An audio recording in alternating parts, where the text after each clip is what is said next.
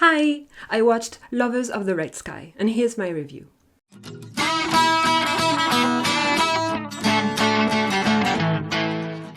Lovers of the Red Sky is a fantasy historical K-drama of 16 episodes of an hour and 10 minutes each.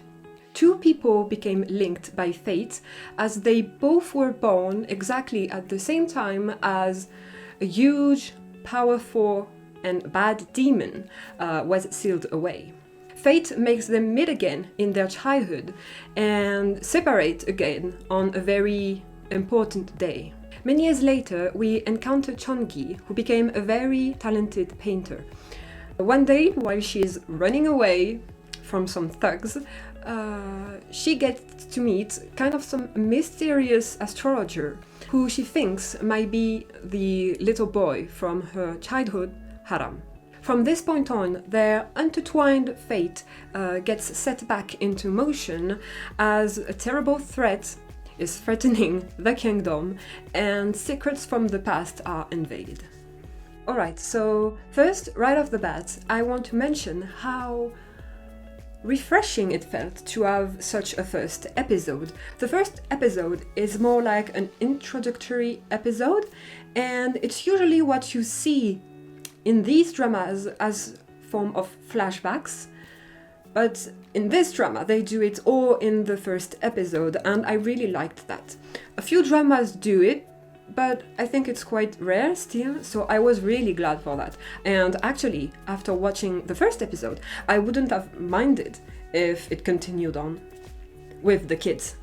However, after this first episode, it kind of took me a moment to get invested into the story and into the characters. For some reason, I only started to get interested in episode 4. But man, when I got interested, I really got interested. I don't know if it's because I haven't watched any historical Korean drama for a while or not, but I was really into it. I really liked it a lot. I gave this drama 9 stars out of 10. Honestly, I really loved it. I binged it so hard and I found it so interesting. But before talking about the good things I really liked in this drama, I'm going to just mention the few little points I or didn't like or found a bit so-so. There are very few, and the first one is the 3D animation. Actually, the 3D animation isn't that bad. Honestly, for a drama, I felt like it was pretty good. I was, for example, very, very impressed by what they did with the demon in the first episode. Sometimes, with some angles, it looks a bit... well, it looks really fake. But from certain angles, and if you've watched it, for example, when there's the wind pushing against the demon, it looks really good. I was very impressed at this moment. You can see a lot of budget went into making the 3D. I think maybe they should have used less 3D on the demon later on, when they just show it as a person and not this big huge monster, because that's where it looks the less nice, in my opinion. But yeah, honestly, overall pretty impressed with the 3D animation. Second thing, but it's more of a neutral thing this time, is the OST. I think for such a drama, there was no very memorable OST. It was pretty good. Every song and music was really nice, but there's nothing memorable for this one, and it's actually sad. Another thing I found not necessarily bad, but it's a pity. It's to do with An Yusop's acting of a blind person. While sometimes it feels very real, it looks really blind, like he really doesn't see anything, but too often I feel like he moves his eyes around too much and kind of focuses too much on people talking to him. I don't know if you saw that too, but if I compare it, for example, to the latest drama I've watched with a blind person, which is Crush, if I compare the two acting in terms of acting blind, I think the blindness in Crush is so much better done than in this drama, and it's quite sad. Last but not least, I'm so glad most of the drama doesn't revolve around the first prince. Because yes, while I don't mind plots, treason for throne, power and everything, I'm not a huge fan of it either. So I'm so glad most of the story isn't about that. It becomes a bit more present later on in the kind of the latest episodes of the drama. But if you're not so fond of this either, then you're good to go, because it's really not all the drama at all. Little bonus, something I didn't like either is the ending. But it was before I did a bit of research and realized I should have continued watching the episode until after the credits. So I wanted to mention it. Look post-credit.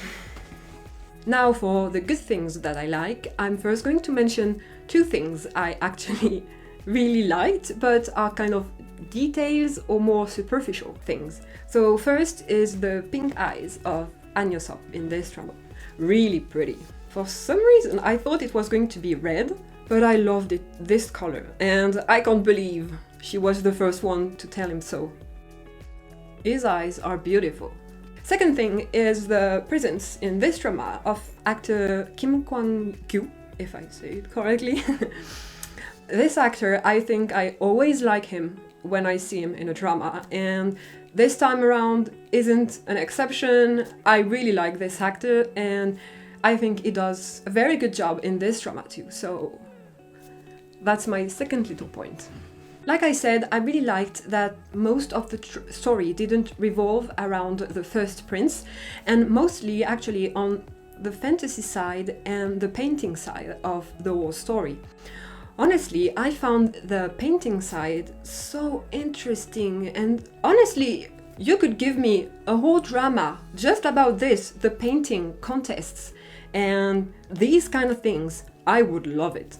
I didn't think I would like it this much. Sure enough, I'm interested in art and drawing, painting and such, but I didn't think I would enjoy it that much. It kind of also opened my eyes and kind of opened me more to the traditional painting and techniques used at the time. I was very fascinated while watching the drama, and I think that's actually my favorite part of the whole thing. It's the contest at some point. I really loved it. Watching it, I was like, I want to do it too, I want to try. And actually, the other two things I liked are also linked to most of the painting side, because it's from Chongi's side. It's first how she's surrounded. I really like her family. The director, played by Kim Kwang-kyu, the woman he likes, and actually her two friends. I really liked her two friends. I have a bit of a preference for the taller guy, the more calm guy. He has such a pretty voice. I was really amazed every time he spoke, but they were such good friends to her, ready to help even in illegal things, always there for her and help her. She could literally tell them everything, and I think she kind of did tell them everything that happens in her life, and I really liked that. They were always so ready to do anything. At first, with the contests and everything, for some reason, but I think it's obvious because too often happens this way, so I thought it would too. I thought the tall guy actually would become kind of petty and distant with her because they are both painters, and with the contest and everything, you know, I thought he was just going to grow bitter. But it doesn't.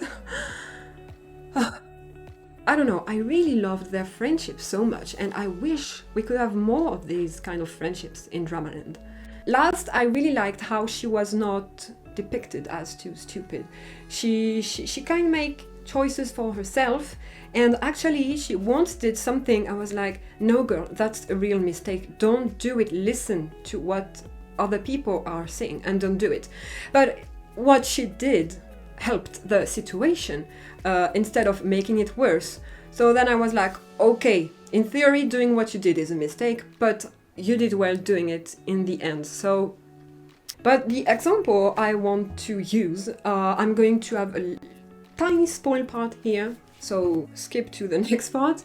The little thing I really enjoyed is the moment when she realizes that the guy she's been meeting is indeed Haram, her childhood friend. And she knows it. All the signs are here. There's no doubt it's him. She's sure of it.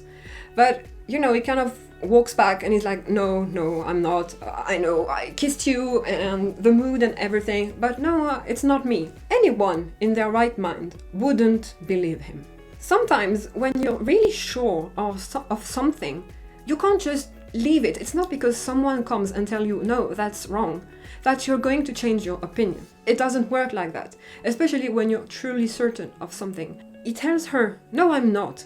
And she's like, okay, you can tell me you're not, but I know you are. And I was so glad because I was already feeling the drama coming, like in every drama, like, oh, it's you. No, it's not me. But I'm sure it's you. No, it's not me. Okay, if you say so, then it's not you. Think for yourself, my gosh. So happy this doesn't happen in this drama. Dis pas qu'il grêle. Ice from the sky? What do you call that? Can't remember. Last, the ending. Like I said, at first I didn't like it until I understood there was more to watch, and I actually really liked it. It's so clever. If they did what I think they did, it's so clever. My first initial thought was to think kind of a setup for a season 2, but at the same time it didn't really make sense because the story of Ahram and Chongi was clearly over. Since I was not convinced with this idea, I continued thinking about it. And then it's actually very simple, I think. It's like their story, why we were introduced to them, is over. They did what they had to do and now it's over for them. They're just going to have a normal life, But then, it's not over on the princess side. Why? Because it's like it never ends. There's always, and we always see it in Dramaland, there's always plots and conspiracies and treason and fights for the throne, for the power. And I think that's why they might have wanted to show that even though the main character's story is over, it's never going to be over for him. It's just going to continue this way his whole life. He's going to have to fight and everything. I'm not completely certain, but if it's like this, I really like it. It's a good wrap-up because it's not like when you leave it open with the main characters. No, they close the main characters, but for a secondary character, letting it open like that, it's actually not that bad. I keep praising it, but I really liked what they did. So yeah, that's pretty much everything I have to say about this drama. Though now that I think about it, I didn't even touch on the romance, but the romance, it was pretty nice. Honestly, pretty convincing. Well, of course, it's a historical drama, so it can't be like in a contemporary drama. So it's not necessarily my favorite kind of romance. But this was still well done and I think very believable, and I really liked it too. Now, I think that really wraps up this review of mine. I saw a lot of not so good comments about this drama. A lot of people seem to not have liked it, and I don't understand why you don't. It's good, guys. But to each their own. I really enjoyed it, and yeah, if you like fantasy, historical dramas, and a nice sweet romance, go for it. So yeah, don't hesitate to tell me what you thought about this drama if you've watched it. Were you like me? Did you like it? Or were you on the wrong side and didn't like it? No, of course, I'm joking, you do what you want. But yeah, that's it. Don't hesitate to like, share and subscribe if you've liked it and if you want more. This would always encourage me a lot. And I see you the next time on the next drama. Bye bye!